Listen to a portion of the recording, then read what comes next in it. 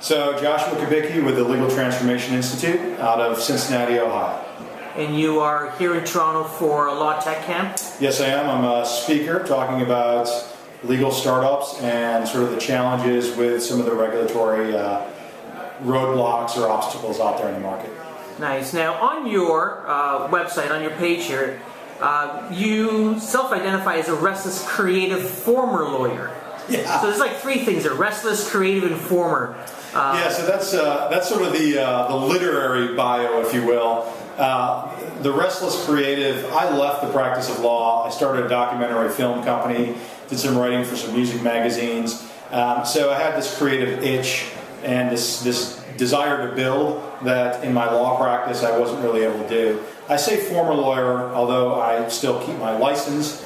I paid handsomely for the privilege to have that license, so I keep it still, and I don't practice, but I self-identify as a lawyer because in this market still, being a lawyer does help gain access to the market still, just where we are in the market.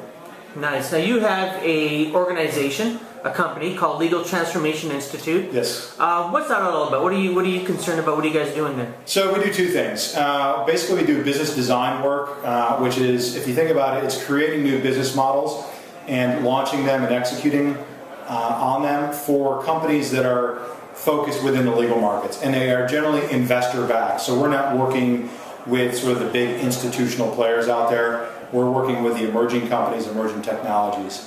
The other part of our business is that we are creating a community for legal startups. Right now, there really isn't a platform, there isn't a community. We're here today sort of in a pocket community here in Toronto, but there's lots of people here not from Toronto. Yeah. So what the Institute, what we're trying to do is actually create a community of investors. We're in the process of creating the first angel group that is specifically focused on funding legal startups, which is kind of exciting. It doesn't exist anywhere. And then sort of cultivating, if you will, deal flow into this investor group of reaching out into the market broadly and finding these startups focused on the legal markets, providing them domain expertise, which is essential for success in the legal market, as well as the potential for funding. Nice. Now, when one thinks of the legal industry, they think of an old industry. And you're talking about legal startups, something new. Maybe you can talk a little bit about maybe one or two of the companies that you're taking a look at, that you see out in the marketplace, that are really doing some interesting and transformative and innovative things.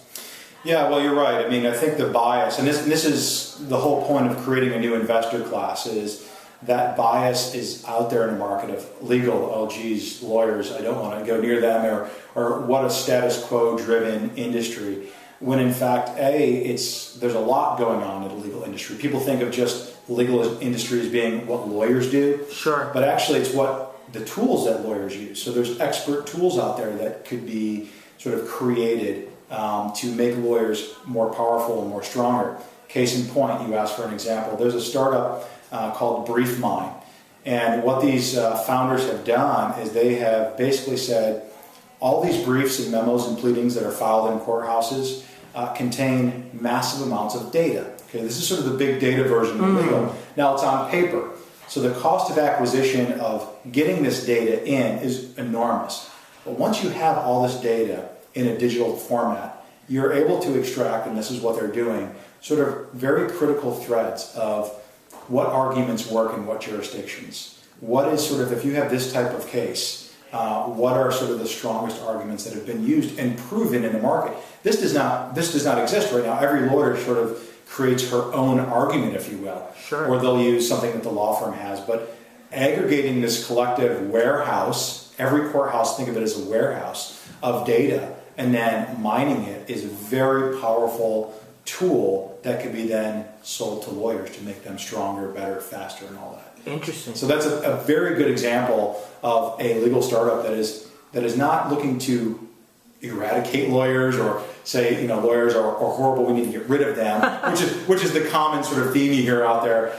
It's actually, no, lawyers are necessary, and let's make them stronger and smarter and work more efficiently. Fantastic. Quick question about today's unconference. Why are things like LawTechCamp important, you feel, for the community?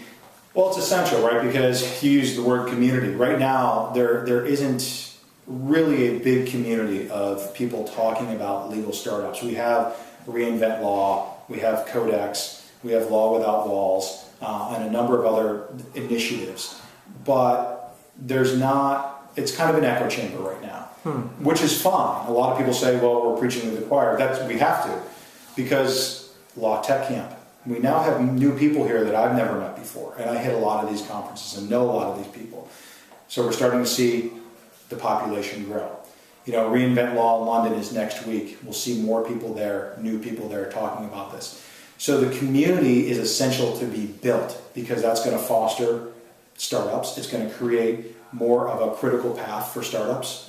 You know, once you feel a sense of support, it just doesn't cure all, but it eases the pain of sort of founding a company and launching it. So these things are essential for legal startups to be more prolific, if you will. Nice. How can people connect with you online? The easiest way is at Kubicki, which is my Twitter handle. Of course, they can go to transformlegal.com, which is the Institute's website. Everything's right there. And I write for Tech Cocktail as well, so you can find me there. Fantastic. Thank you so much. Appreciate it.